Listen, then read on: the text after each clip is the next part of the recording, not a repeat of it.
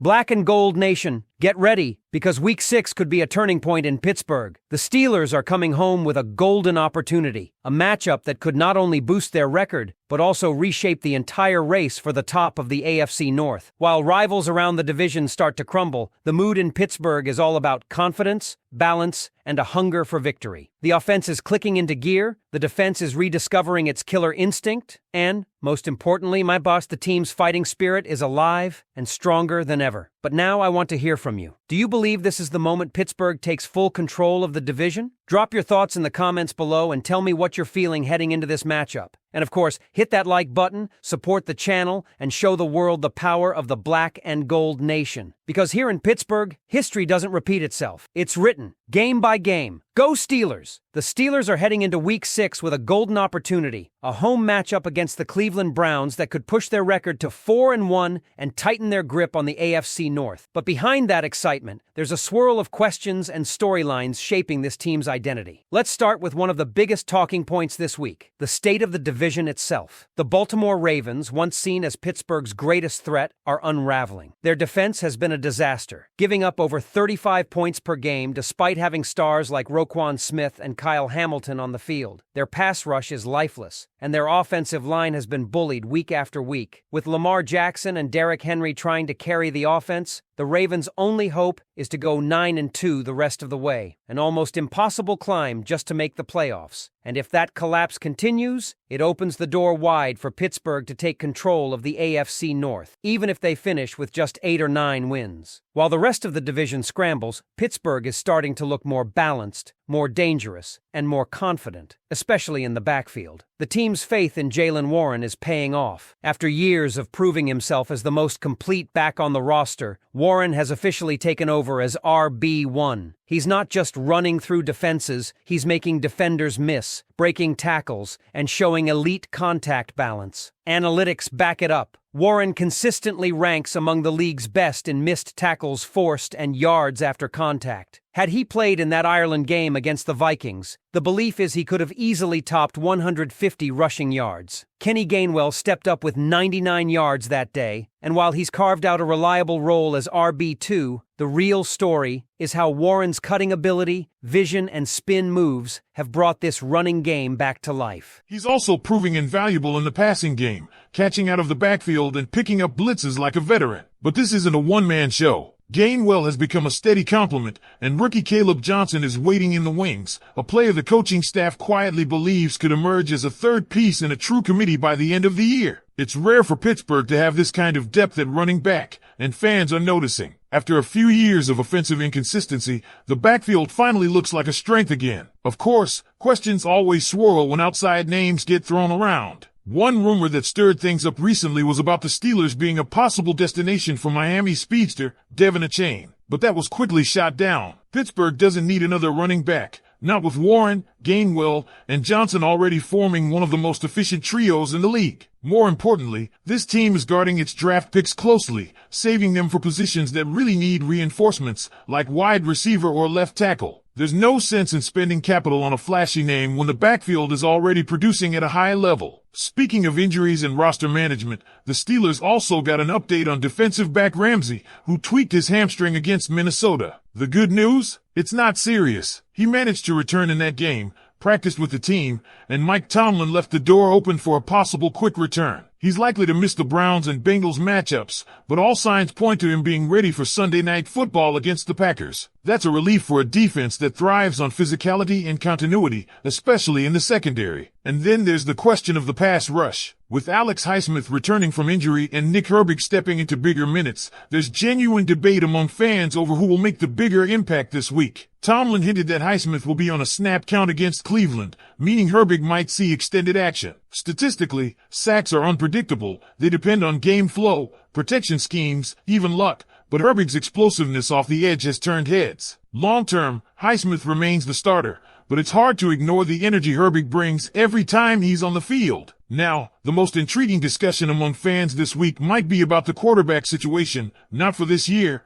but for next. Aaron Rodgers' presence has stabilized the offense and brought leadership, but his future in black and gold is uncertain. He's on a one-year deal, but insiders believe that if the team performs well, if Rodgers enjoys this locker room, and if veterans like Cam Hayward decide to give it one last run, Rodgers could absolutely return for another season. It makes sense. He's bonding with teammates, he's helped reshape the offensive culture, and if the Steelers fall just short of a deep playoff push, the idea of running it back with one more shot at a title would be hard to resist. There's also strategy in that scenario. If Rodgers stays, Pittsburgh would have the perfect bridge year to develop their next franchise quarterback. The 2026 draft is expected to be deep at the position, and the Steelers have been quietly stacking picks with that in mind. Imagine drafting a young, high-ceiling talent, someone like John Mateer or Lenora Sellers, and letting him learn for a season under Rodgers' mentorship before taking over. It's a model that's worked for teams like the Chiefs and the Packers before, and it could set Pittsburgh up for a decade of stability. But what if Rodgers doesn't come back? What if the front office decides it's time to hit reset completely at quarterback? Would they go all in during the draft and trade up for a top prospect, even if it means spending future picks? Or will they trust the roster they have and keep building around the defense and running game while a young QB learns on the fly? Because here's the thing, the Steelers aren't just thinking about this season. Everything about how this roster has been built, how the front office has maneuvered, points toward a long-term vision. You can feel it. The coaching staff, the draft strategy, even the free agent signings, it's all part of a bigger picture that stretches beyond 2025. And that picture centers around one idea, balance. Pittsburgh doesn't want to be the team that leans too heavily on one side of the ball anymore. They're trying to build something sustainable, a team that can win with defense, dominate on the ground, and control the clock with efficiency. Let's start with the offense, because that's where the transformation is becoming visible. Aaron Rodgers' leadership has elevated not just the quarterback room, but the entire offensive unit. You can see it in the tempo, in the way receivers are adjusting routes mid-play, in the confidence of the offensive line. Even younger players, guys like Broderick Jones and George Pickens, are carrying themselves with more composure. There's a different kind of chemistry brewing, and while it's not always perfect, it's clearly trending upward. Now, the front office knows Rodgers won't be around forever. That's why this upcoming draft in Pittsburgh, yes, in their own city, could be one of the most important moments in recent franchise history. The symbolism alone is powerful. Drafting your quarterback of the future in front of your home fans? That's a statement. That's passing the torch in the most Pittsburgh way possible, with the terrible towels waving and the whole city watching. Sources inside the organization believe the Steelers are prepared to trade future draft picks, even as far out as 2027's first rounder, if the right quarterback prospect is available. It's not desperation, it's precision. They want the right player, not just a player. They don't need a finished product. They need someone who can sit, learn behind Rodgers, if he stays, and step into the role when the time is right. That's the model of stability they're chasing. For years, Pittsburgh has been defined by defense, but the new era is about balance and sustainability, having a high-level quarterback to complement that elite defense, not survive in spite of it. Speaking of defense, let's not overlook what's happening there. The return of Highsmith and the continued growth of Nick Herbig give this pass rush frightening depth. Add in TJ Watt, who remains a nightmare for any offensive line, and suddenly you're talking about one of the deepest edge rotations in the NFL. Mike Tomlin loves competition, and having Herbig push Highsmith not only strengthens the defense but keeps everyone sharp. And when you've got Cam Hayward anchoring the interior, you know that standard, the Steelers' standard, still means something in that locker room. And that's why Rodgers' potential return next year isn't just about nostalgia or leadership, it's about timing. This roster might be entering its peak window. You've got veterans like Hayward and what's still dominating, a young core in place on offense, and a defense that's just one or two pieces away from being complete. If Rodgers walks away after 1 year, that window closes fast. But if he sticks around for one more season, it gives the front office the flexibility to build the bridge to the next generation without losing momentum. Now, let's talk about the fan perspective, because every Steeler fan knows how rare it is for this franchise to go all in. Historically, Pittsburgh plays the long game. They draft, they develop, they stay patient. But what's happening now feels different. There's a sense that the organization knows this moment matters, that the combination of Rodgers, Watt,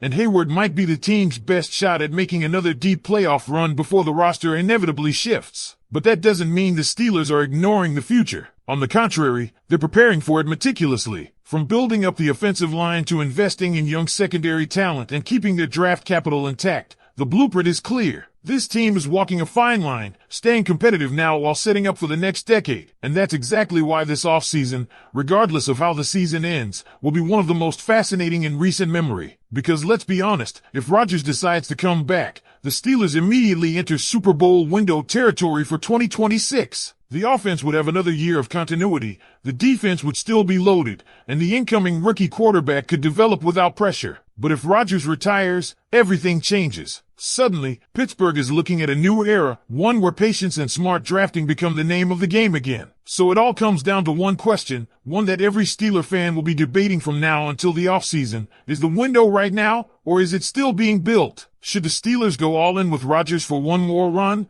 Or should they trust the draft board and start grooming their future leader under center? Let me know down in the comments. If you were in Omar Khan's chair, what would you do? Bring Rodgers back for another season, or start the next chapter with a rookie quarterback in 2026? And hey, if you love this kind of deep dive into what's really happening inside Steelers Nation, make sure to hit that subscribe button right now. Drop a like to help more fans find the channel, and stick around. We've got another video coming up on screen that breaks down exactly which prospects Pittsburgh could target in that next draft. Here we go, Steelers. Let me know down in the comments, if you were in Omar Khan's chair, what would you do? Bring Rodgers back for another season, or start the next chapter with a rookie quarterback in 2026? And hey, if you love this kind of deep dive into what's really happening inside Steelers Nation, make sure to hit that subscribe button right now. Drop a like to help more fans find the channel, and stick around. We've got another video coming up on screen that breaks down exactly which prospects Pittsburgh could target in that next draft. Here we go, Steelers.